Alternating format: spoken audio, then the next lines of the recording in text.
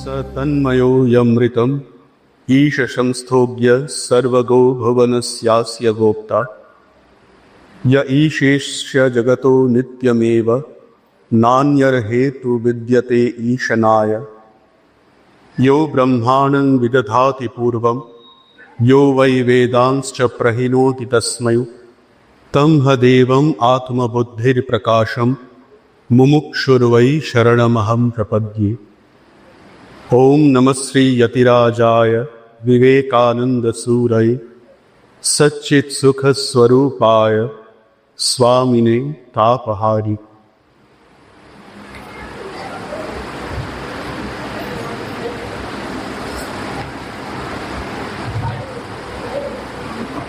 আমরা গত কয়েক মাস ধরে স্বামী বিবেকানন্দ রচিত ভক্তিযোগ বলে যে গ্রন্থটি আছে সেটি আমরা পাঠ এবং আলোচনা করছিলাম।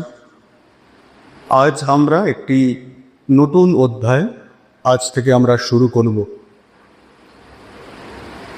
অত্যন্ত গুরুত্বপূর্ণ একটি অধ্যায় এবং এই অধ্যায়টির যে শিরোনাম টাইটেল সেটি অত্যন্ত গুরুত্বপূর্ণ। এই অধ্যায়ের শিরোনাম হল প্রত্যক্ষানুভূতি ধর্ম। প্রত্যক্ষানুভূতি ধর্ম হিন্দু ধর্মে, বৈদিক ধর্মের এইটি একটি বৈশিষ্ট্য এবং শ্রীরামকৃষ্ণ এবং স্বামী বিবেকানন্দ দুজনেই কিন্তু আধ্যাত্মিক জীবনের এই অত্যন্ত গুরুত্বপূর্ণ পয়েন্টটির ওপরে খুবই জোর দিয়েছেন। প্রত্যক্ষানুভূতি হচ্ছে ধর্মের শেষ কথা। যদি আমরা একটু গবেষণা করে দেখি, একটু ভেবে দেখি, তাহলে দেখব যে কোনো ধর্মের শুরু কিন্তু বিশ্বাস থেকে হয়। যে কোনো ধর্ম বা ধর্ম জীবনের শুরু কিন্তু বিশ্বাস, কিন্তু অপর অন্যান্য ধর্মেতে বিশ্বাসই শুরু, বিশ্বাসেই কিন্তু শেষ। প্রত্যেকটি ধর্মের যেন আদি এবং অন্ত যেন সেই বিশ্বাস, যাকে ইংলিশেতে ফেথ বলে। বিশ্বাসের সাথে যদি সেই ধর্মের যে সকল মূল কথাগুলি আছে, মূল শিক্ষাগুলি আছে, সেইগুলি আমরা পালন করি, তাহলে আমরা শেষে সেই ধর্মের যে শেষ কথা, স্বর্গলাভ হোক বা অন্য যা কিছু আছে, সেইটি আমরা লাভ করব। ধর্মের মূল হচ্ছে গিয়ে যেন সেই বিশ্বাস। কিন্তু হিন্দু ধর্মে একটি বৈশিষ্ট্য আছে। হিন্দু ধর্মের ক্ষেত্রে ধর্মের শুরু কিন্তু বিশ্বাস। বিশ্বাস ছাড়া ধর্মের পথে হাঁটা যায় না। প্রথম আমরা যুক্তি দিয়ে, বিচার দিয়ে শুরু করার চেষ্টা করতে পারি, কিন্তু যুক্তি বা বিচার, ঠাকুরও কিন্তু দেখুন সৎ অসৎ বিচারের কথা বলছেন। ঠাকুরও কিন্তু বারবার বলছেন সৎ অসৎ বিচার করবে। তাহলে বিচারের স্থান কোথায় বা যুক্তির স্থান কোথায়? যুক্তি বা বিচার আমাদের ধর্মপথে চলার জন্য তৈরি করে দেয় এই পর্যন্ত। কারণ আমাদের ভেতরে সংস্কারের রূপে, মনের ভেতরে যে সকল অহংকার বা স্বার্থপরতা রূপ আবর্জনা আসে, সেইগুলিকে দূর করার জন্যে প্রাথমিক অবস্থায় যুক্তি বা বিচারের প্রয়োজনীয়তা আছে। কিন্তু তার দৌড় কিন্তু ওই প্রাথমিক অবস্থা অবধি, তারপর কিন্তু তার দৌড় নেই। যতক্ষণ না আমাদের মনের ভেতরে বিশ্বাসের উদয় হচ্ছে, ততক্ষণ ধর্মপথে সাধন করার প্রতি আমাদের কোনো ইনক্লাইনমেন্ট, কোনো চেষ্টা, কোনো প্রচেষ্টা জন্ম নিতে পারে না। কিন্তু হিন্দু ধর্ম বারবার বলছে বিশ্বাসে শেষ হলে চলবে না, শুধু বিশ্বাসে ধরে রাখতে চলবে না। ঠাকুরের সেই গল্প আছে, তা করিয়া এগিয়ে যাও। যত এগিয়ে যাবে তত দেখবে আরো কত বড় ধনরত্ন মানিক ইত্যাদি পড়ে আছে। তাই ধর্মপথে আপনি যে পথেই যান না কেন, ভক্তি পথেই যান, জ্ঞান পথেই যান, কর্মযোগের পথেই যান বা রাজযোগের পথেই যান, প্রথমে বিশ্বাস দিয়ে শুরু করতে হবে, কিন্তু আরো এগিয়ে যেতে হবে। বিশ্বাস যখন পরিপক্ক হয়, বিশ্বাস যখন ম্যাচিওর হয়, তখন সেটি শ্রদ্ধা রূপ ধারণ করে। বিশ্বাসী শ্রদ্ধাতে পরিণত হয়। শ্রদ্ধা বলতে কি বোঝায়? সাধারণত বাংলা ভাষায় শ্রদ্ধা কথাটি আমরা ব্যবহার করি, কিন্তু শাস্ত্রেতে শ্রদ্ধা কথার ডেফিনিশন দেওয়া হয়েছে, গুরু শাস্ত্র বাক্যেষু বিশ্বাস ইতি শ্রদ্ধা। গুরু এবং শাস্ত্রবাক্যে বিশ্বাসই হচ্ছে শ্রদ্ধা।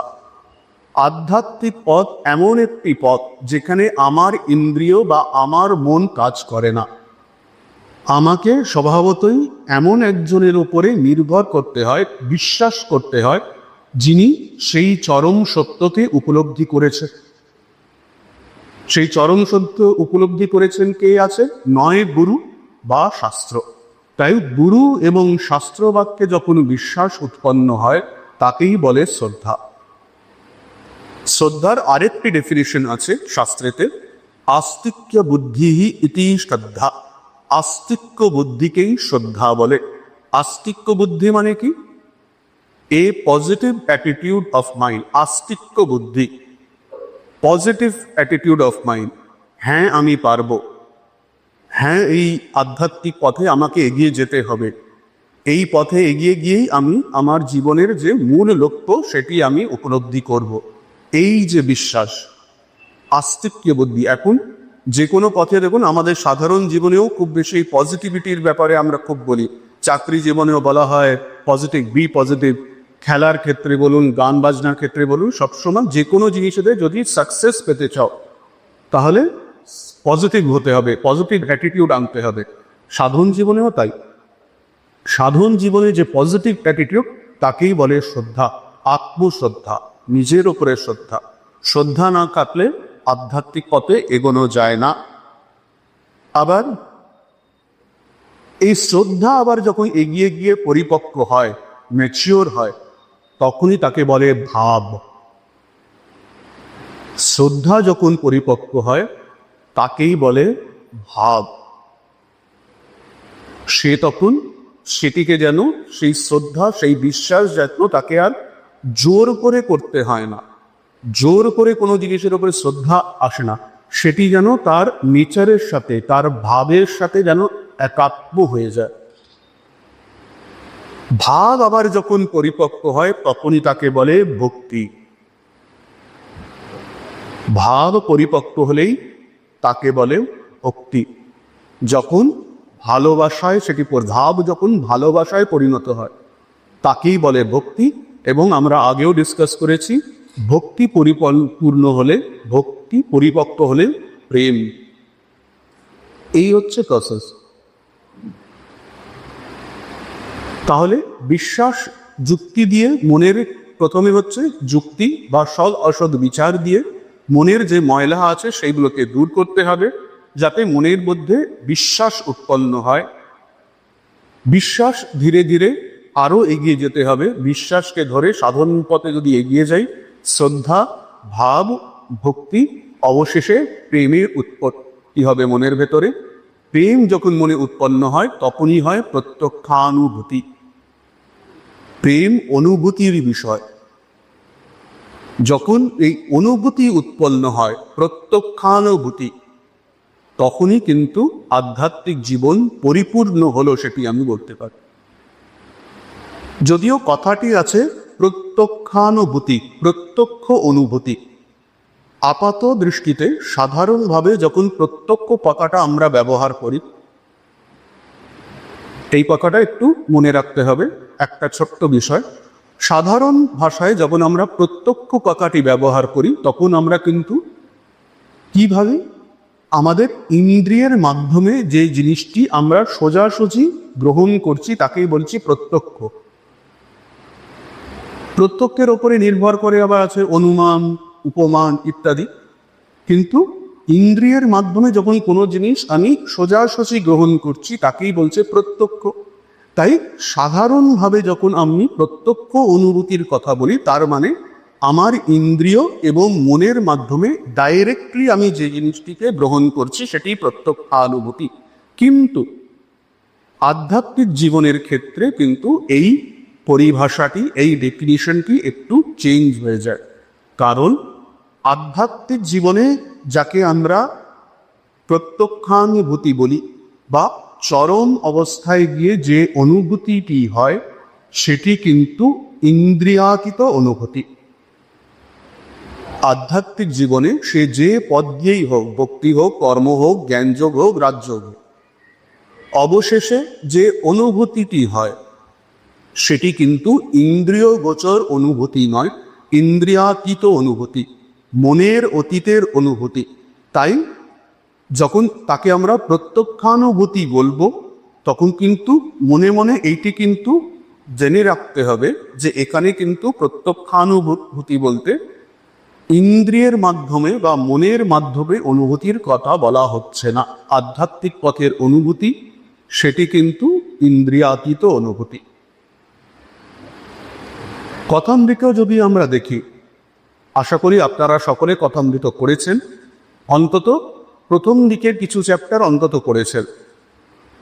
প্রথম দিকে কথামৃতে যদি আপনারা একটু গভীরভাবে চিন্তা করে দেখেন, মাস্টার মহাশয় যখন শ্রী শ্রী ঠাকুরের কাছে প্রথম আসা শুরু করছেন, তখন দেখবেন ঠাকুর মাস্টার মহাশয়কে বারবার বলছেন, বিচার করো, সৎ অসৎ বিচার করো, ঈশ্বরই একমাত্র সত্য বস্তু, ঈশ্বরই তোমার এক আপনার, আর কেউ তোমার আপনার মান।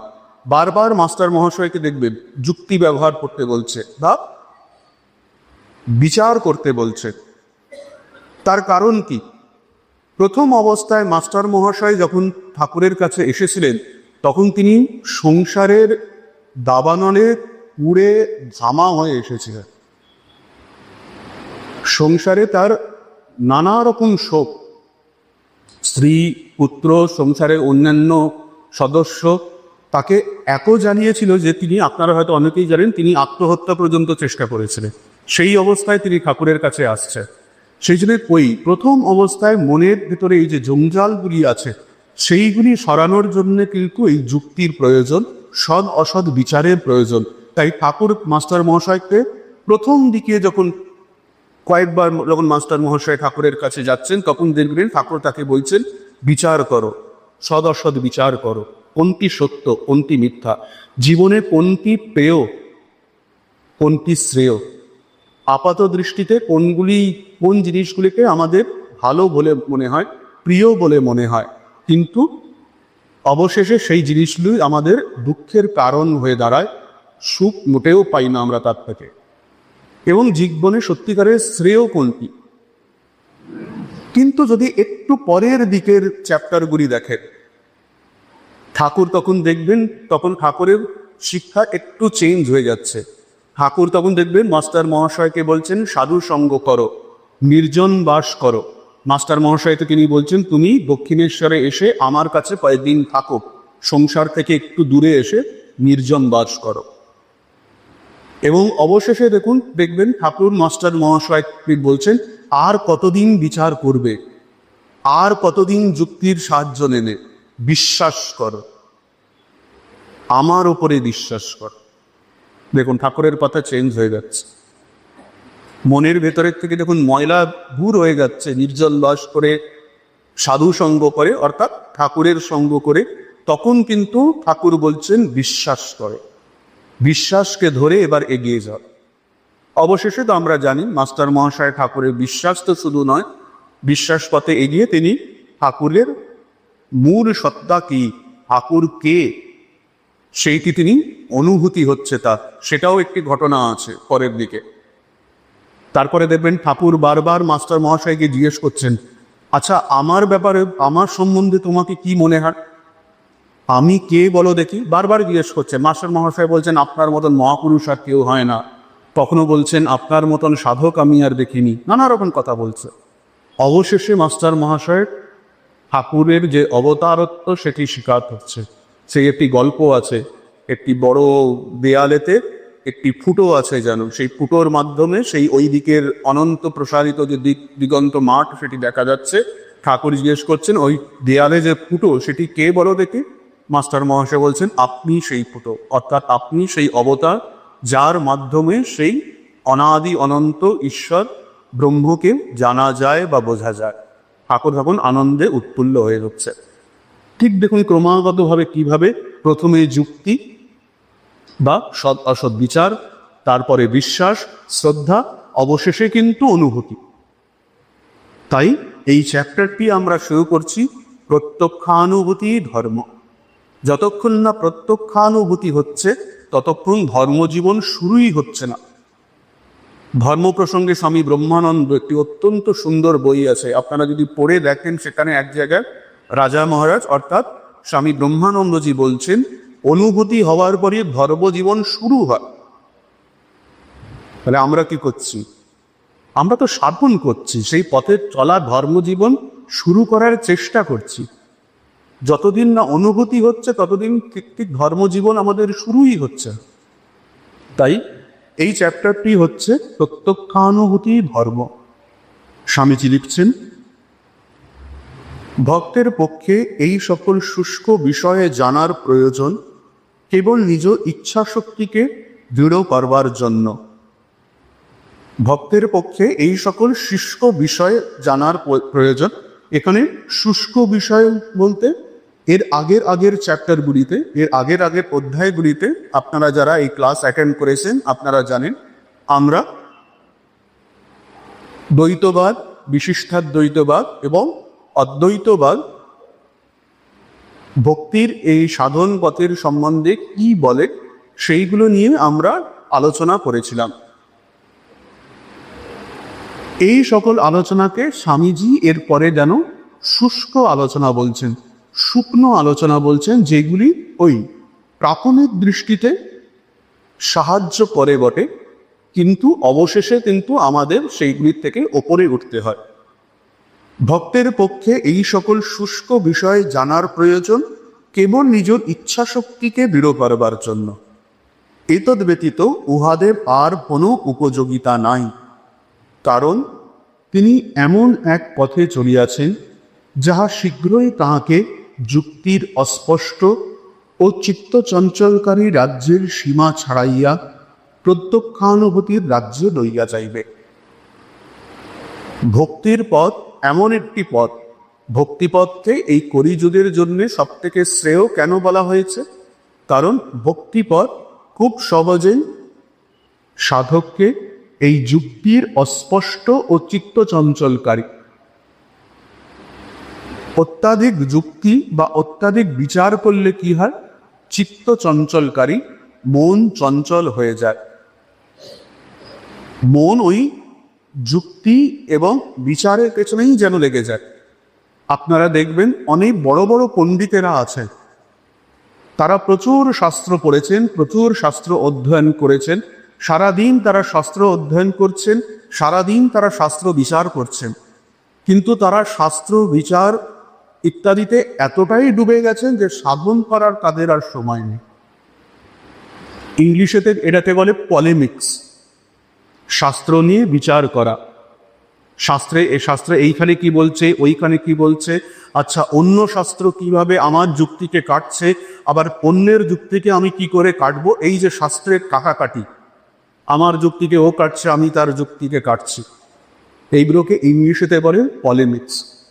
অবশেষে কিন্তু এইগুলি চিত্ত চঞ্চলকারী। আবার যদি আমরা কথামৃতের উদাহরণে ফিরে যাই, কথামৃতে দেখবেন ঠাকুর মাঝে মধ্যে নরেন্দ্রনাথের সাথে গিরিশ ঘোষ বা নরেন্দ্রনাথের সাথে অন্যান্য কোনো শিষ্যকে যুক্তি তর্ক করতে বলতেন, নিজেই বলতেন, আচ্ছা তোমরা কিছু নিয়ে যুক্তি একটু তর্ক করো তো দেখি, আমি শুনবো।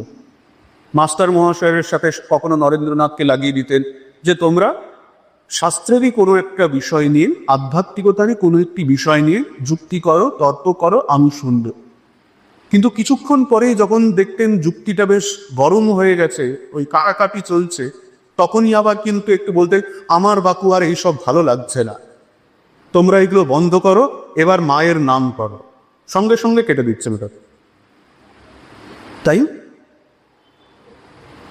ভক্তিপদ এমন একটি পথ যেটি আমাদের শীঘ্র যুক্তি, অস্পষ্ট এবং চিত্তচঞ্চলকারী রাজ্যের সীমা ছাড়িয়ে প্রত্যক্ষানুভূতির রাজ্যে নিয়ে যায়। কিভাবে নিয়ে যায়? ওই আমরা আগে যেমন বললাম, ভক্তি শ্রদ্ধাতে পরিবর্তিত হয়, শ্রদ্ধা ভাবে, ভাব ভক্তিতে, এবং অবশেষে ভক্তি প্রেম ইত্যাদিতে পরিপূর্তি লাভ করে।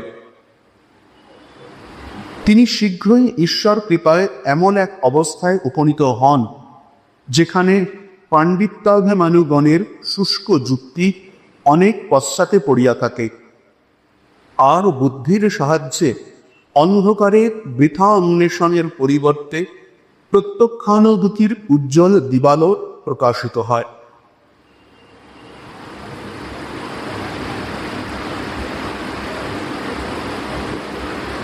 আরও একটি ঘটনা যদি কথামৃতের আমরা দেখি, তাহলে দেখব গোপালের মা। গোপালের মা সম্বন্ধে আশা করি আপনারা সকলে জানেন। সাধারণ এক বিধবা সাধিকা, সারা জীবন তিনি গোপাল ইষ্ট, তার সেই গোপালকে তিনি সাধন করেছেন এবং অবশেষে তিনি গোপালের দর্শন লাভ করেছিলেন। শুধু গোপালের দর্শন লাভ করেননি, গোপাল যেন সাক্ষাৎ একটি বালকের রূপ ধারণ করে তিনি গোপালের মার কাছে যেন সবসময় থাকতেন, তার কাছে খেতেন, তার কাছে শুতেন। তিনি যখন রান্না করতেন তখন সেই গোপাল চঞ্চল বালকের মতন তাকে খেলা করার জন্য অনুরোধ করতেন, অনেক সময় আবার বিরক্ত করতেন। গোপালের মা রেগে গিয়ে তাকে বকলে তিনি আবার অভিমানও করতেন।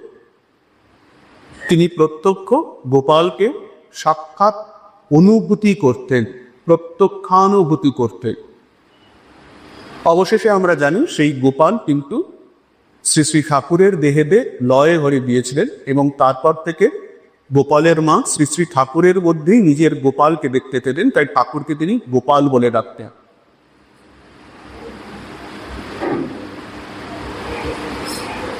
সেই সময় কিন্তু নরেন্দ্রনাথ তখনও বিবেকানন্দ হয়ে ওঠেননি।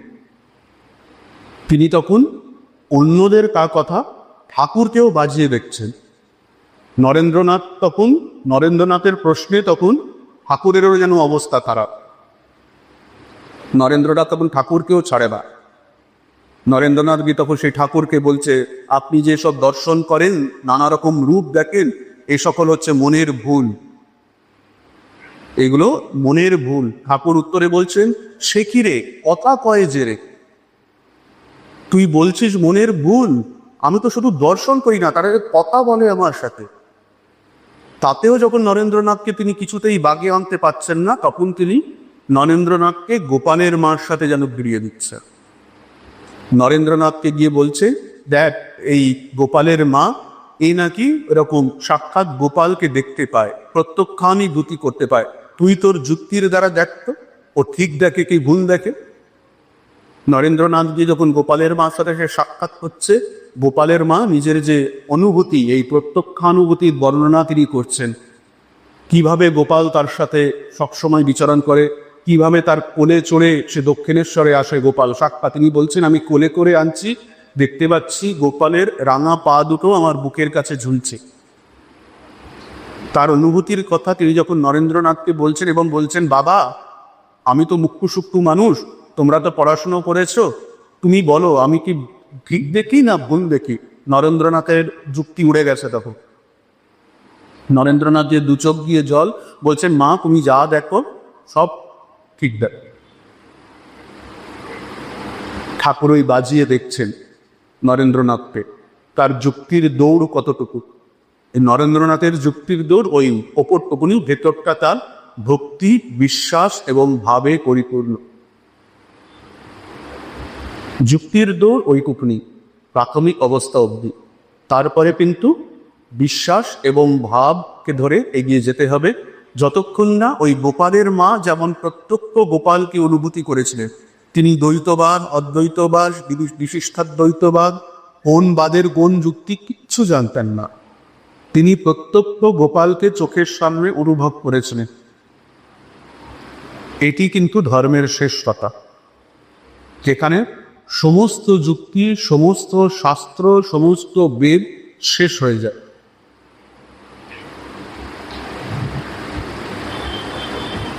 যেখানে পাণ্ডিত্যাদিমানিগণের শুষ্ক যুক্তি অনেক পশ্চাতে পড়িয়া থাকে, আর বুদ্ধির সাহায্যে অন্ধকারে বৃথা অন্বেষণের পরিবর্তে প্রত্যক্ষানুভূতির উজ্জ্বল দিবালোক প্রকাশিত হয়, তিনি তখন বিচার বা বিশ্বাস কিছুই করেন না, তিনি প্রত্যক্ষ অনুভব করে।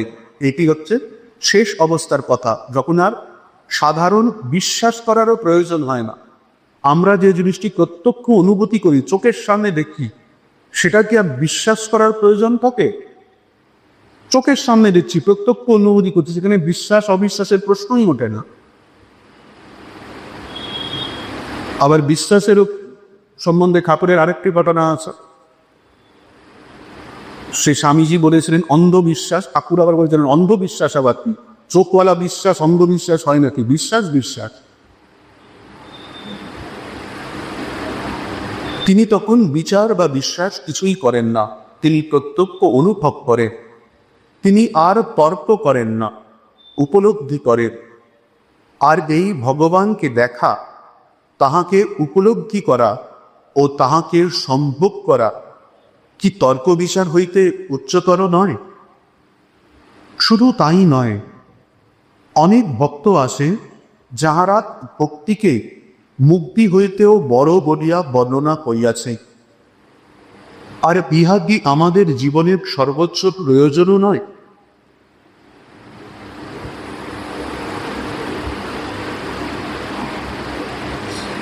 যুক্তি আমাদের ঈশ্বরকে খুঁজতে বলে। যতদিন আমরা যুক্তির সাহায্য নিচ্ছি, তর্কের সাহায্য নিচ্ছি, যুক্তি বা তর্ক আমাদের ঈশ্বরকে, ভগবানকে, সেই চরম সত্যকে খুঁজতে শেখার, খুঁজতে বলে। তাকে খুঁজে পাওয়া যায় না। যতদিন ঈশ্বরকে খুঁজে বেড়াবেন, কোনো দিন পাবেন না। তাকে প্রত্যক্ষ দেখতে হয়, প্রত্যক্ষ অনুভব করতে হয়, খুঁজে তাকে পাওয়া যায় না। মুকো কাহা ঢুंढे रे बंदे, मैं तो तेरे पास में, ना मैं देवल ना मैं मंदिर, ना कादे कैलासे। তিনি অনুভূতির বিষয়।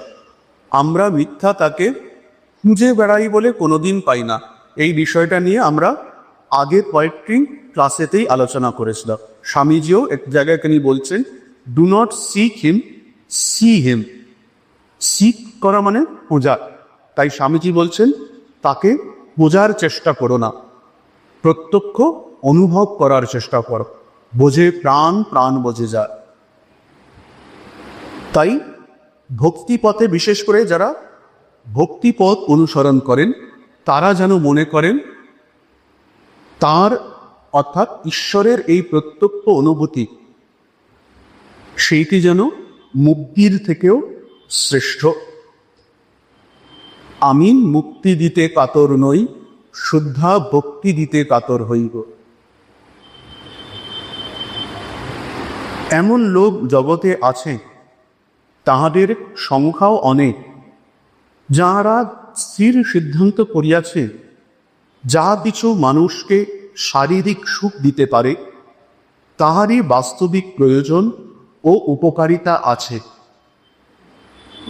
ধর্ম, ঈশ্বর, পরকাল, আত্মা এবং এইরূপ অন্যান্য বিষয়গুলি কোনো কাজের নয়, কারণ এইগুলির দ্বারা টাকা কড়ি বা দৈহিক সুখ পাওয়া যায় না। সাধারণ মানুষ আমরা, যারা দেহ সর্বস্ব, ইন্দ্রিয় সুখ সর্বস্ব, যারা মনে করে এই দেহই আমি, এই দেহের সুখই আমার সুখ, এই দেহ যতদিন বর্তমান ততদিনই আমি আছি। যেই মুহূর্তে এই দেহ থাকবে না, আমিও থাকবো না। তাই যতদিন এই দেহ আছে ততদিন যতটা পারো ভোগ করে নাও। সাধারণ মানুষ বলতে এটা কিন্তু সবারই একই অবস্থা।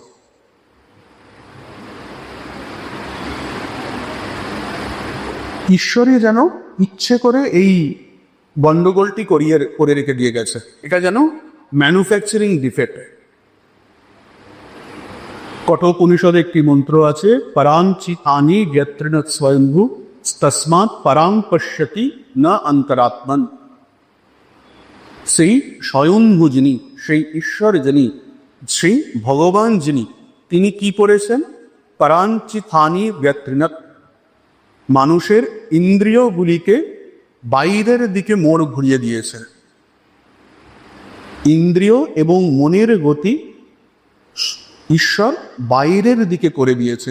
বাইরের সাংসারিক বস্তুদের প্রতি ইন্দ্রিয়ের মোড় ঘুরিয়ে দিয়েছেন। শুধু তাই নয়, ব্যত্রেনা অর্থাৎ তাতে তাদেরকে হিংস্র করে দিয়েছে।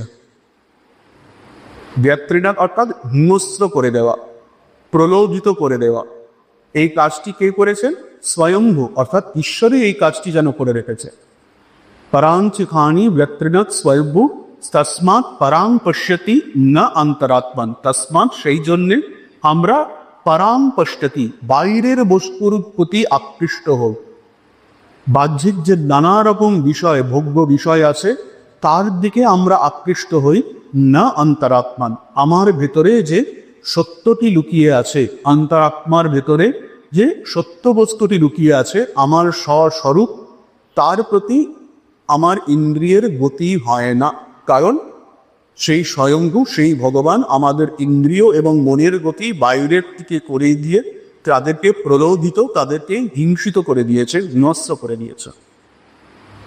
পরাঞ্চিখানি ব্যত্রিণৎ স্বয়ম্ভূ তস্মাৎ পরাং পশ্যতি না অন্তরাত্মন কশ্চিৎ ধীরঃ প্রত্যদাত্মানমৈক্ষত। কশ্চিৎ ধীরঃ, কতিপয় ধীর ব্যক্তি, কতিপয় ব্যক্তি যারা ধী সম্পন্ন, বিবেক বৈরাগ্য সম্পন্ন, কতিপয় বিবেক বৈরাগ্য সম্পন্ন ব্যক্তি তারা কি করে? কশ্চিৎ ধীরঃ প্রত্যগাত্মানমৈক্ষত, সেই প্রত্যগাত্মা, এই প্রত্যক্ষানুভূতি করবার দরুন, করবার জন্য কশ্চিৎ ধীরঃ প্রত্যগাত্মানমৈক্ষত আবৃত্ত চক্ষুঃ, তারা আবৃত চক্ষু হয়। আবৃত করা মানে ঢেকে দেওয়া চক্ষু। তারা নিজেদের চোখকে ঢেকে ফেলে, অর্থাৎ নিজেদের ইন্দ্রিয়গুলিকে ডিসিপ্লিন করে, কন্ট্রোল করে। আবৃত চক্ষু মানে চোখকে ঢেকে দেওয়া, অর্থাৎ ইন্দ্রিয়গুলিকে কন্ট্রোলে আনা। বাহ্যিক ইন্দ্রিয়গুলির ওপরে বিবেক এবং বৈরাগ্যের লাগাম তারা লাগায়। আবৃত্ত চক্ষুঃ, কেন? অমৃতত্ব ইচ্ছান, অমৃতত্বের ইচ্ছা যেহেতু তারা করে। যারা এই ভোগ সর্বস্ব, দেহের সুখ সর্বস্ব যারা নয়, সেরকম কতিপয় যারা ধীর ব্যক্তি, তারা নিজেদের ইন্দ্রিয়কে দমন করে, ইন্দ্রিয়গুলিকে শাসন করে, তারা নিজেদের ভিতরের দিকে তাকায়, ভিতরে তারা প্রত্যক্ষানুভূতির চেষ্টা করে। এমন লোক জগতে আছেন, তাহাদের সংখ্যাও অনেক, যাহারা স্থির সিদ্ধান্ত করিয়াছে যাহা কিছু মানুষকে শারীরিক সুখ দিতে পারে, তাহারই বাস্তবিক প্রয়োজন ও উপকারিতা আছে। ধর্ম, ঈশ্বর, পরকাল, আত্মা এবং এইরূপ অন্যান্য বিষয়গুলি কোনো কাজের নয়, কারণ এগুলির দ্বারা টাকা কড়ি বা দৈহিক সুখ পাওয়া যায় না। এরূপ লোকের মতে যে সকল পদার্থের ইন্দ্রিয় চরিতার্থ না হয়, সেগুলির কোনো প্রয়োজন নেই। যাহার যে বিষয় যেমন অভাববোধ, তাহার প্রয়োজনবোধও সেই বিষয় তদনুরূপ। আমরা যার যে বিষয় অভাববোধ, আমরা যে বিষয়ে অভাববোধ করব, যেখানে আমাদের অভাবের বোধ হবে, সেই জিনিসটি আমাদের প্রয়োজন বোধ করব, সেই জিনিসটি আমরা চাইব।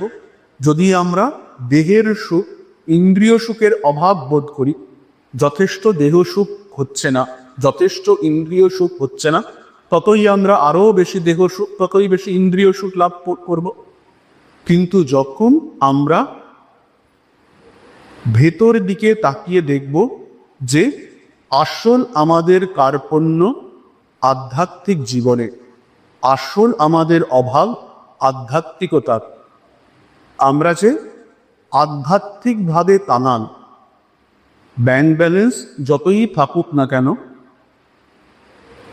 স্বাস্থ্য শারীরিক সুখ যতই থাকুক না কেন, আধ্যাত্মিকভাবে আমরা যে কাঙাল, আধ্যাত্মিকভাবে আমরা যে গরিব, আধ্যাত্মিকভাবে যে অভাব বোধ আমাদের মনে যতক্ষণ না উৎপন্ন হচ্ছে, ব্যাকুলতা যতক্ষণ না উৎপন্ন হচ্ছে, ঠাকুর বারবার বলছেন ব্যাকুলতার কথা। সেই গল্প বলছেন না, গুরু গিয়ে শিষ্যকে জলের মধ্যে তার মাথাটা চুবিয়ে ধরছেন, নিঃশ্বাস না পেয়ে সে হাত পাক করছে যখন, তখন তাকে তুলে বলছেন তোমার কেমন মনে হচ্ছিল? বলছে, সেই শিষ্য বলছে নিঃশ্বাসের জন্যে মনটা কেমন আটুপাটু করছিল, ব্যাকুল হয়ে উঠেছিল। ঈশ্বরের জন্য যখন মনটা সেই ব্যাকুল হয়ে উঠবে তখন জানবে আর বেরিয়ে। এই হচ্ছে অভাব বোধ, প্রকৃত অভাব বোধ। সাংসারিক বস্তুর জন্য আমরা প্রত্যেক দিন অভাব বোধ করি, স্বাভাবিক। আর কোনো অভাব না হোক, পেটের খিদে তো আছে, সেটা তো শরীরের ধর্ম, সেটাও এক ধরনের অভাব বোধ। তাছাড়া তো আরো কমপ্লেক্স অভাব বোধ তো আছেই, ডিটেলসে যাওয়ার প্রয়োজন নেই। কিন্তু আধ্যাত্মিকভাবে কি আমরা কোনোদিন অভাব বোধ করি? মন কি আটুপাটু করে? সুতরাং যাহার যে বিষয়ে যেমন অভাব বোধ, তাহার প্রয়োজন বোধও সেই বিষয়ে তদ অনুরূপ।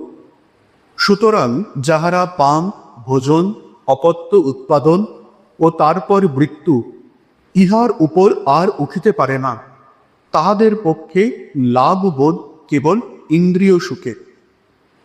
কিন্তু ইন্দ্রিয় সুখ সম্বন্ধে আমরা একটি জিনিস ভুলে যাই বলবো না, জেনেও জানতে অস্বীকার করি, যে ইন্দ্রিয় সুখ বা সাংসারিক সুখ টেম্পোরারি, দুদিনের জন্যে।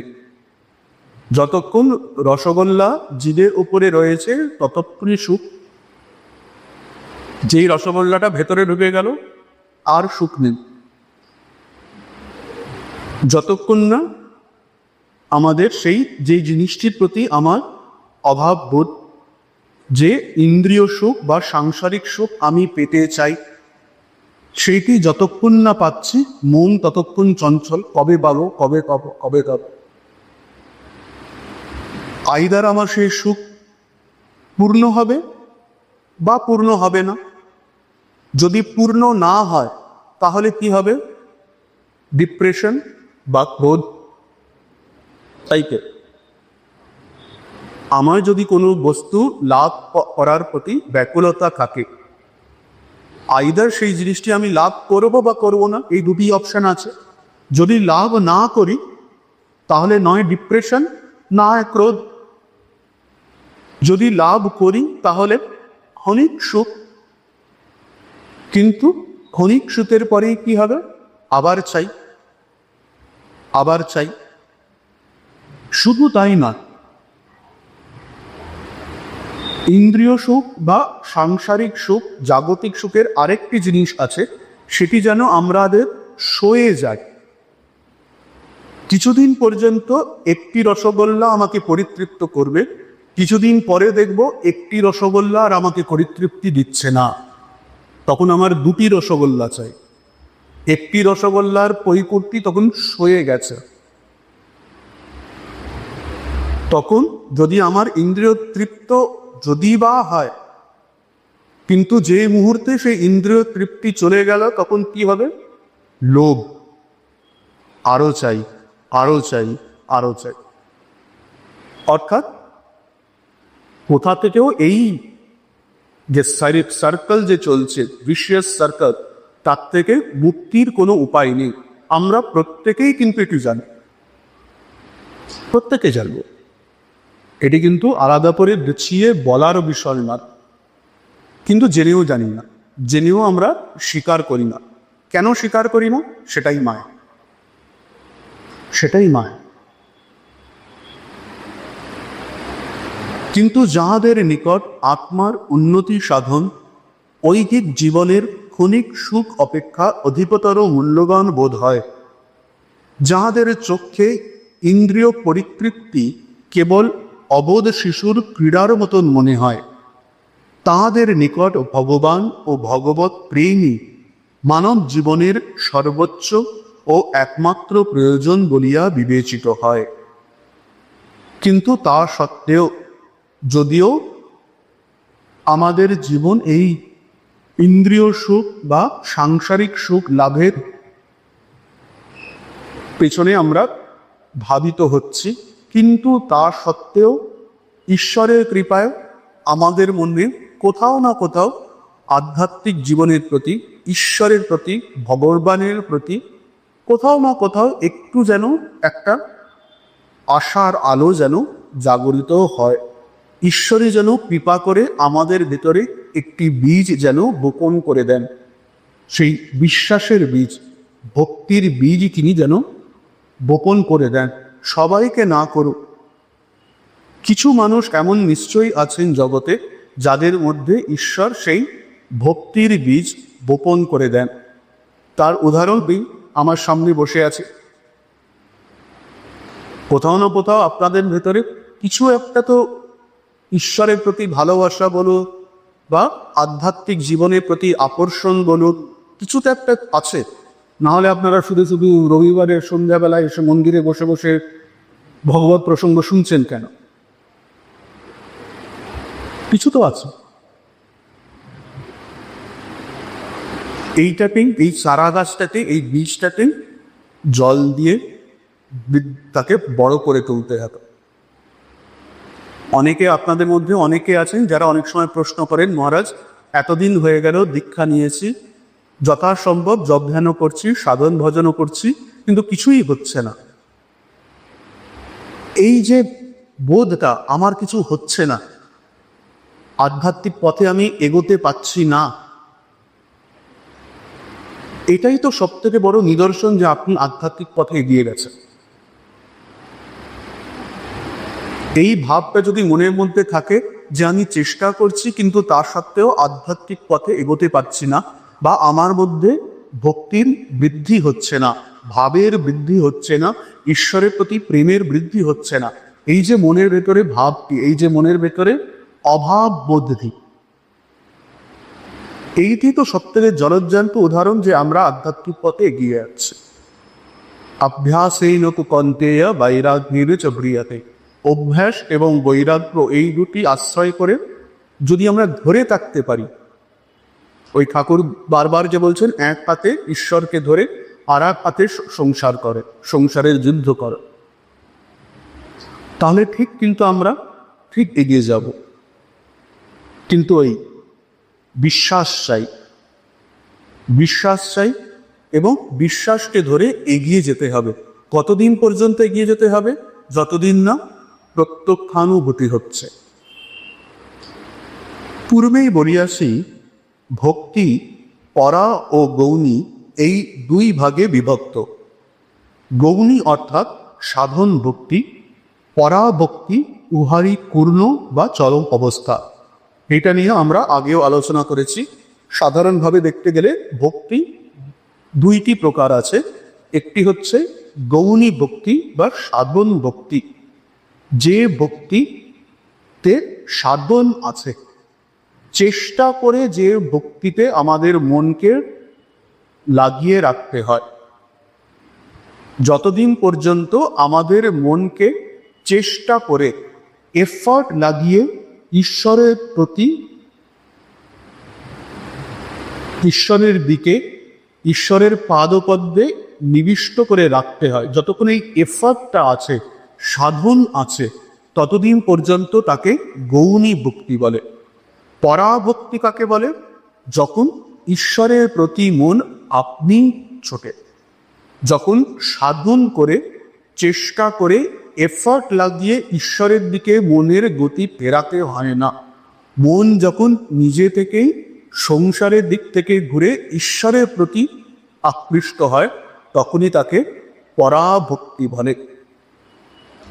বা ঠাকুর এটাকেই অহেতুকী ভক্তি বলতেন। অহেতুকী অর্থাৎ যে ভক্তির কোনো হেতু নেই। হেতু অর্থাৎ কারণ। এই কারণে আমি ভক্তি করি, এই কারণে আমার ভক্তি, এই কারণে আমার ঈশ্বরকে ভালো লাগে, সেইটি যখন থাকে না, যতদিন কোনো কারণের জন্য আমি ঈশ্বরকে ভালোবাসি, ততদিন সেই ভক্তি হচ্ছে গৌণী ভক্তি। সে ভক্তির একটি হেতু আছে। অহেতুকী ভক্তি আগেও বলেছি, গৌণী ভক্তি আগেও বলেছিলাম। যতক্ষণ ঈশ্বরের প্রতি ভক্তি বা ঈশ্বরের প্রতি ভালোবাসার একটি হেতু আছে, কারণ আছে, ততদিন কি হচ্ছে, ঈশ্বরকে আমার দরকার নেই, এই কারণে আমি ঈশ্বরকে ভালোবাসি। তার মানে কি, আমার ভালোবাসা ঈশ্বরের সাথে ডাইরেক্ট নয়, এই কারণটার সাথে ডাইরেক্ট। এই জিনিসটি আমি চাই, এই কারণটি আছে, তাই আমি ঈশ্বরকে ভালোবাসি। হেতু আছে ঈশ্বরের প্রতি ভালোবাসা। ঈশ্বরকে আমি ডাইরেক্টলি ভালোবাসি, তাই তো। অহেতুকী ভক্তিতে কি হচ্ছে, কোনো হেতু নেই, এই কারণে তোমাকে ভালোবাসি কার, তাহলে কেন ভালোবাসি, ভালোবাসি কোনো কারণ নেই। তোমাকে ভালোবাসবো না তো কি করি, মনুষ্য জীবনের আর তো কোনো উদ্দেশ্য নেই। মনুষ্য জীবনের উদ্দেশ্য তো তোমাকে ভালোবাসা। ধর্ম বলতে কি বোঝায়, এত শাস্ত্র, এত উপনিষদ, গীতা, অমুক তমুক, অবশেষে কি ধর্ম বলতে কি বোঝায়, ঈশ্বরকে ভালোবাসা, that love God, that's it, আর কিছু নেই। ধর্মেতে আর কিছু আছে? যতক্ষণ না এই অহেতুকী ভক্তি হচ্ছে, ততক্ষণ এই করো, সেই করো, এই সাধন পদ্ধতি, সেই সাধন পদ্ধতি, এইভাবে জপ করো, এইভাবে ধ্যান করো। উদ্দেশ্য কি, এই অহেতুকী ভক্তি। অহেতুকী ভক্তি যার লাভ হলো, তার সব হয়ে গেল। পূর্বেই বলিয়াছি, ভক্তি পরা ও গৌণী এই দুই ভাগে বিভক্ত। গৌণী অর্থাৎ সাধন ভক্তি, পরা ভক্তি উহারই পূর্ণ বা চরম অবস্থা। ক্রমশ বুঝিতে পারিবে, এই ভক্তি মার্গে অগ্রসর হইতে হইলে সাধন অবস্থায় কতগুলি বাহ্য সহায় না লইলে চলে না। অবশ্যই তাই, ঠাকুরও বলছেন যে অবশ্যই অহেতুকী ভক্তি আমাদের লক্ষ্য, কিন্তু প্রথম দিনেই তো অহেতুকী ভক্তি হবে না। ধীরে ধীরে ধীরে ধীরে এগোতে হবে, ধীরে ধীরে ধীরে ধীরে এই প্রত্যক্ষানুভূতির চেষ্টা করতে হবে। আপনাদের মধ্যে যারা দীক্ষা নিয়েছে, তারা গুরুদেবের কাছ থেকে একটি সাধন পদ্ধতি অবশ্যই পেয়েছে। সেই সাধন পদ্ধতিটা যদি একটু বিচার করে দেখেন, যদি একটু ভেবে দেখেন, সাধন পদ্ধতির প্রসেসটাই তাই। ঈশ্বরকে, ভগবানকে, আপনার ইষ্টকে কিভাবে প্রত্যক্ষানুভূতি করতে পারেন অহেতুকীভাবে, তারই যেন স্টেপ বাই স্টেপ প্রসেসিং। তার মূর্তি চিন্তা করা, প্রথমে চেষ্টা করে মনকে টেনে নিয়ে এসে সেই ঈশ্বরের মূর্তি চিন্তার পেছনে লাগাতে হবে এবং তার নাম ক্রমাগত করে যেতে হবে, রিপিট। যতবার মন বাইরে ছুটে যেতে চাইবে, আবার টেনে এনে তাকে আবার সেই tick tick tick tick tick tick, আমি সে আগে যন্ত্রের কথা বলেছিলাম, যতদিন না তার প্রত্যক্ষানুভূতি অহেতুকী হয়ে যায়। কিন্তু যতদিন না সেটি হচ্ছে, স্বামীজি বলছেন, সাধন অবস্থায় কতগুলি বাহ্য সহায় না বইলে চলে না।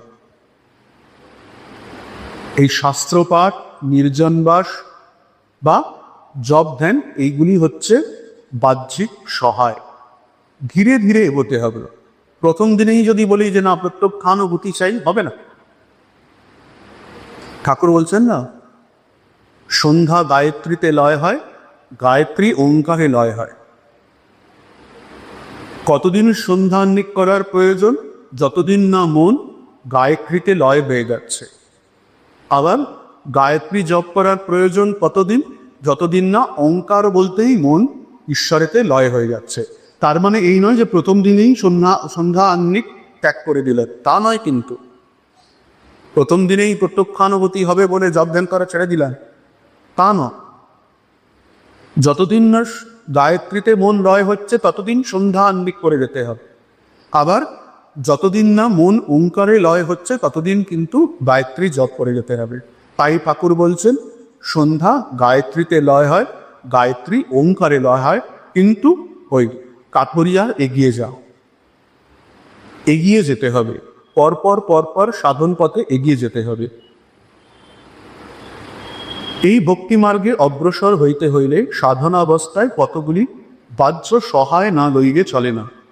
বাস্তবিক সকল ধর্মের পৌরাণিক ও রূপক ভাগই প্রথমাবস্থায় উন্নতিকামী আত্মাকে ভগবানের দিকে অগ্রসর হইতে সাহায্য করে। সকল ধর্মের পৌরাণিক এবং রূপক ভাগ, বিভিন্ন যে এই পৌরাণিক গল্প বা বিভিন্ন যে রিচুয়ালস, পূজা পাঠ মন্ত্র তন্ত্র ইত্যাদি যা আছে, তার প্রয়োজন হচ্ছে ওই আমাদের মনকে, আমাদের অন্তর্মনকে সাধন পথে এগিয়ে নিয়ে যাওয়া। একটি বিশেষ লক্ষ্য করিবার বিষয়, যাহাদের ধর্মপ্রণালী পৌরাণিক ভাব বহুল ও অনুষ্ঠান প্রচুর, সেই সকল সম্প্রদায় বড় বড় ধর্মবীর জন্মিয়াছিলেন।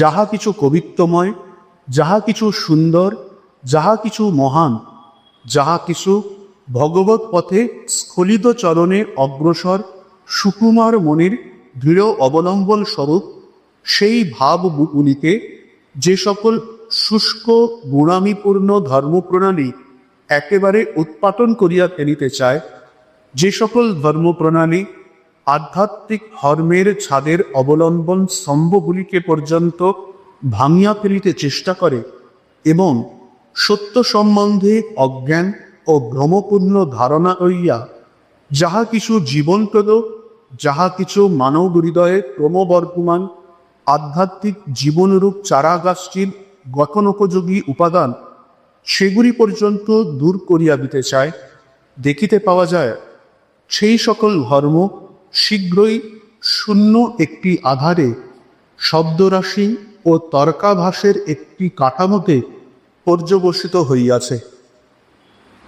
বিরাট বড় একটি লাইন, একটি স্বামীজির কয়েকটি জায়গায় দেখবেন এক একটি লাইন এক একটা প্যারাগ্রাফ, কিন্তু স্বামীজি একটি সুন্দর বাঁকা আমাদের সামনে তুলে ধরছেন। তিনি বলছেন যে যদি আমরা বিশেষভাবে লক্ষ্য করে দেখি তাহলে দেখব যে সকল ধর্ম প্রণালীতে, যে সকল ধর্মগুলিতে পৌরাণিক ভাব বহুল, প্রচুর পৌরাণিক গল্প, প্রচুর এই ধরনের বিভিন্ন কি বলবো আমাদের যে বিভিন্ন পুরাণ আছে, মহাভারত রামায়ণ ইত্যাদির যে প্রাচুর্য এবং অনুষ্ঠান প্রচুর প্রচুর রিচুয়ালস, সেই সকল সম্প্রদায় কিন্তু বড় বড় ধর্মপীর জন্মিয়াছে। সেই সকল ধর্মেই কিন্তু বড় বড় ধর্মবিদ, সেই সকল ধর্মই কিন্তু অবশেষে এই প্রত্যক্ষানুভূতির দিকে আমাদের নিয়ে যেতে সচেষ্ট হয় বা সম্ভব হয়। তার সব থেকে বড় একটা রিসেন্টলি যে আমাদের উদাহরণ দিচ্ছি, রিসেন্টলি আমাদের যে মহাকুম্ভ হয়েছে, আমাদের যে প্রয়াগরাজেতে যে রিসেন্টলি মহাকুম্ভ হয়েছিল, বহু কোটি কোটি মানুষ সেখানে গেছিলেন। এবং আপনারাও নিশ্চয়ই জানেন আমাদের মধ্যে অনেক ভক্তরা যারা একটু বিচার করতে ভালোবাসে, যাদের মন একটু যুক্তিসঙ্গত কথা বলতে ভালোবাসে, তারা কিন্তু আমার কাছেও অনেকে এরকম এসেছিলেন, প্রশ্ন করেছিলেন। তারা স্বভাবত এই কুম্ভ নিয়ে বা কুম্ভ কতটা উপকারী হবে বা সত্যিকারে কুম্ভতে স্নান করলেই পাপ চলে যাবে, সে আবার কি কথা, কতটা প্রয়োজনীয় এটা, এগুলোর কোনো অপ্রয়োজনীয়, তার থেকে বাড়িতে বসে আমরা যা করছি সেটা করাই যথেষ্ট। এটা নিয়ে অনেকের মনে কিন্তু আমাকেও অনেকে জিজ্ঞেস করেছিলেন যে মহারাজ কুম্ভ যাওয়ার কোনো প্রয়োজন আছে কি? সত্যি অবশ্যই আছে, অবশ্যই আছে। কুম্ভতে স্নান করলে পাপ দূর হবে, অবশ্যই হয়। এর যুক্তিসঙ্গত উত্তর আছে, অবশ্যই আছে। হাজার হাজার বছর ধরে এই যে স্বামীজি বলছে যে পুরা পৌরাণিক ভাব পুরাণের একটি গল্প আছে তার পেছনে, এবং এই যে বিভিন্ন অনুষ্ঠান আমাদের তীর্থে গিয়ে যে তীর্থ করার যে ভাবটি, যে তীর্থে যেতে হবে, এবং শুধু তীর্থ নয়, তীর্থে গিয়ে যে বিভিন্ন অনুষ্ঠানগুলি আমাদের করার কথা, যদি সত্যি সত্যি শ্রদ্ধাভাবে ভক্তিভাবে সেইগুলি যদি করে, অবশ্যই সে আধ্যাত্মিক পথে এগিয়ে যাবে। অবশ্যই তার পেছনে একটি যুক্তি আছে, প্রয়োজনীয়তা আছে।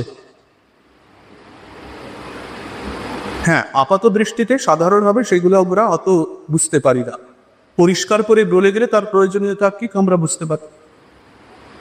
তাই স্বামীজি বলছেন, এবং আর একটা জিনিস খুব ইম্পর্টেন্ট জিনিস, অনেক সময় আমাদের মধ্যে যারা একটু শাস্ত্র পড়েছি বা একটু যুক্তির দ্বারা একটু বিচার করতে শিখেছি, অনেক সময় আমরা এই যে সাধারণ মানুষ যারা, এই যে সাধারণ মানুষের বিশ্বাস, এই যে কোটি কোটি সাধারণ মানুষ, গ্রামের মানুষ, তারা যে হয়তো খুব বেশি শাস্ত্র অধ্যয়ন বা খুব বেশি যুক্তিসঙ্গত মন তাদের নয়, তারা তাদের এই যে সহজ সরল বিশ্বাস, এই যে পৌরাণিক অনুষ্ঠানগুলিতে, এই যে তীর্থে তীর্থতে গিয়ে কুম্ভ স্নান করলে তাদের পাপ দূর হবে, এই যে সহজ সরল বিশ্বাসকে আধার করে তারা বছরের পর বছর ধরে তারা এই অনুষ্ঠানগুলিকে চালিয়ে রেখেছে, এরাই কিন্তু ধর্মকে ধরে রেখেছে। এই সকল সহজ সরল মানুষের বিশ্বাস যদি না থাকতো, এই যে কয়েকশো বছর ধরে ভিন্ন ধর্মের অত্যাচার বা ইংরাজ শাসন, হিন্দু ধর্ম কবে শেষ হল? এই যুক্তি তর্কের আধারেতে হিন্দু ধর্ম আজও বেঁচে নেই। এই যে হাজার হাজার বছর ধরে হিন্দু ধর্ম, সনাতন ধর্ম আজও বর্তমান।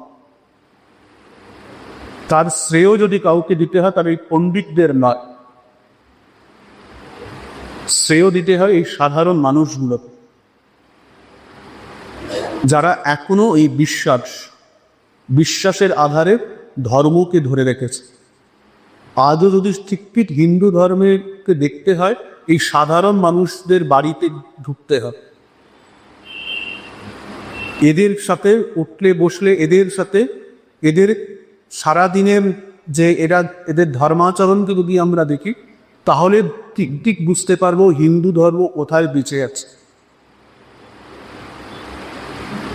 সেই কেদারনাথেতে যখন সেই ফ্ল্যাশ ফ্লাড হয়েছিল 2016 না কত যেন, আমার তো দূর মনে পড়ছে, কেদারনাথে সেই যে ফ্ল্যাশ ফ্লাড হয়েছিল, তারপরে রামকৃষ্ণ মিশনের থেকে খুব বড় রিলিফের কাজ হয়েছিল ওখানে, এবং বুঝতেই পারছেন হাজার হাজার পরিবার তারা নিঃস্ব হয়ে গেছিল, তাদের কিচ্ছু ছিল না। সেরকম আমাদের সাধু কয়েকজন এবং তার সাথে কিছু ভলেন্টিয়ার্স, তারা ওই উত্তরাখণ্ডের একদম খুব ইন্টিরিয়ার গ্রামেতে তারা ত্রাণ কাজ করার জন্য তারা গেছিলেন। যখন সঙ্গে তারা বিভিন্ন যে খাদ্যদ্রব্য, তাদের খাবার দাবার কিচ্ছু নেই, তাদের রোজগার শেষ, বেশিরভাগ গ্রাম পুরো শেষ, পুরো গ্রাম নেই। তারা কোনো রকমে রাস্তার উপরে ওই পলিথিন নিয়ে তারা রয়েছে। আমাদের মহারাজরা এবং তার সাথে ভলেন্টিয়াররা গিয়ে যখন তাদের সার্ভে করতে শুরু করলো এবং তাদের খাদ্যদ্রব্য ত্রাণ সামগ্রী দিতে শুরু করলো, অদ্ভুত ব্যাপার, তারা বললো আমরা তো নেব না। সে কি, আপনারা নেবেন না কেন? বলে না, সন্ন্যাসীদের থেকে তো আমরা কিছু নিতে পারি না, আমরা গৃহস্থদের ধর্ম হচ্ছে সন্ন্যাসীকে দেওয়া। যুগান্তর ধরে আমরা সন্ন্যাসীদের ভিক্ষা দিয়ে এসেছি, সন্ন্যাসীদের থেকে আমরা কি করে নিতে পারবো? আমরা আপনাদের থেকে কোনো ত্রাণ সামগ্রী দেব না। তাদের যতই বোঝানো হয় যে ওরে আমরা কিনে আনিনি, আমাদের ডোনেশন পেয়েছি, গৃহস্থ মানুষেরা আমাদের ডোনেশন দিয়েছে, সেই জিনিসটা দিয়ে আপনাদের ত্রাণ দিচ্ছে, সন্ন্যাসীদের কাছে আমরা কিছু নেব না। এটা আমাদের ধর্মের খেলা। এই হচ্ছে হিন্দু।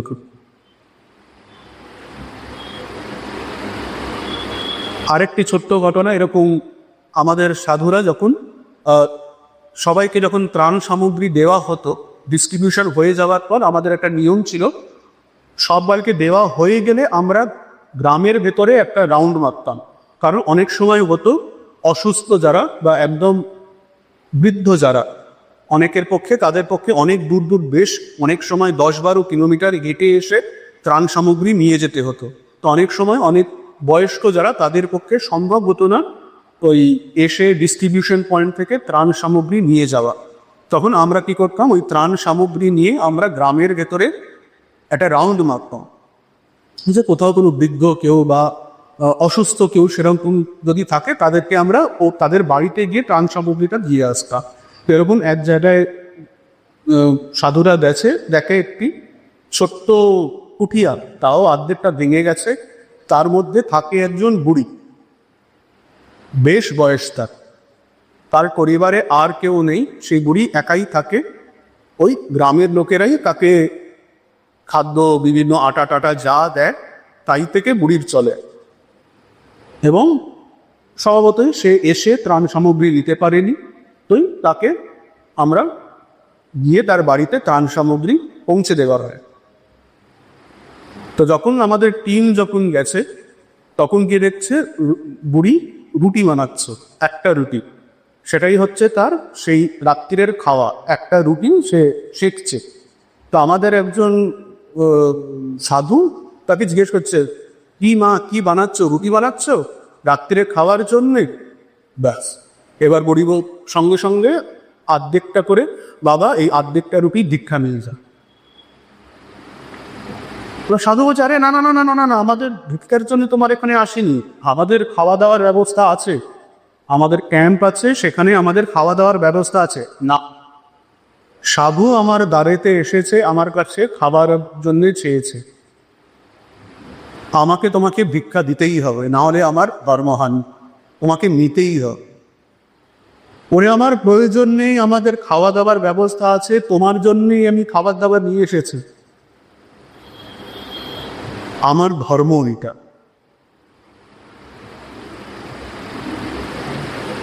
এরা শাস্ত্র জানে না, এরা যুক্তি জানে না, এরা হয়তো কিছুই জানে না, এরাই কিন্তু ধর্মকে ধরে রেখেছে।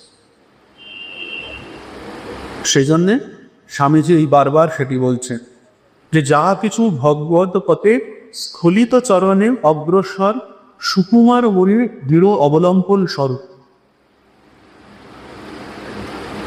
এই বুড়ি বা এই সাধারণ মানুষগুলোর হয়তো, হ্যাঁ ঠিক, তারা ধর্মপথে হয়তো তাদের বিশ্বাসের সবে সেই এতে আছে, তাদের আরও হয়তো এগিয়ে যেতে হবে, তারা হয়তো এখনো প্রত্যক্ষানুভূতি বা ভাবের রাজ্যে এখনো প্রবেশ করেনি, এটা ঠিক। কিন্তু তাদের এই স্খলিত চরণে অগ্রসর সুকুমার মনের এই যে দৃঢ় অবলম্বন স্বরূপ, তাদের বিশ্বাস কিন্তু দৃঢ়, তাদের ধর্ম কিন্তু দৃঢ়, সেখানে কিন্তু কোনো রকম এপাশ ওপাশ নেই। সেই ভাবগুলিকে যে সকল শুষ্ক গোড়ামিপূর্ণ ধর্মপ্রণালী একেবারে উৎপাদন করিয়া ফেলিতে চায়, এই যে শুষ্ক বিচার যদি করতে যাই তাহলে কিন্তু সম্ভব নয়। যাহাদের ধর্ম এইরূপ, তাহাদের মধ্যে অনেকেই জ্ঞাতসারে বা অজ্ঞাতসারে জড়বাদী, তাহাদের ঐহিক ও পারত্রিক জীবনের লক্ষ্য কেবল ভোগ, উহাই তাহাদের মানব জীবনের সর্বস্ব। মানুষের ঐহিক স্বাচ্ছন্দ্যের জন্য অভিপ্রেত রাস্তাঘাট পরিষ্কার রাখা প্রভৃতি কার্যই ইহাদের মতে মানব জীবনের সর্বস্ব। সিম্পলি কয়েকটি সোশ্যাল ওয়ার্ক, সামাজিক কার্যকেই তারা ধর্মজীবনের সর্বস্ব বলে মনে করে। এখন প্রশ্ন উঠবে, তারা তো রামকৃষ্ণ মিশনই তো সেবা কাজ করছে, রামকৃষ্ণ মিশনই তো সেবা কাজ করে বেড়াচ্ছে, তাহলে রামকৃষ্ণ মিশন কি করছে? না, রামকৃষ্ণ মিশন কোনো দিন সেবা কাজ করেনি, রামকৃষ্ণ মিশন কোনো দিন সেবা কাজ করে না। আপাত দৃষ্টিতে রামকৃষ্ণ মিশনের যেগুলোকে আপনারা সেবা কাজ বলে দেখেন, সেগুলি শিবজ্ঞানে জীব সেবা, সেগুলি পূজা। রামকৃষ্ণ মিশন সেইগুলিকে সেবা কাজ বলে করে না, সামাজিক সেবা করছি বা সোশ্যাল ওয়ার্ক বলে করে না। রামকৃষ্ণ মিশনের জন্য সেইগুলি পূজা।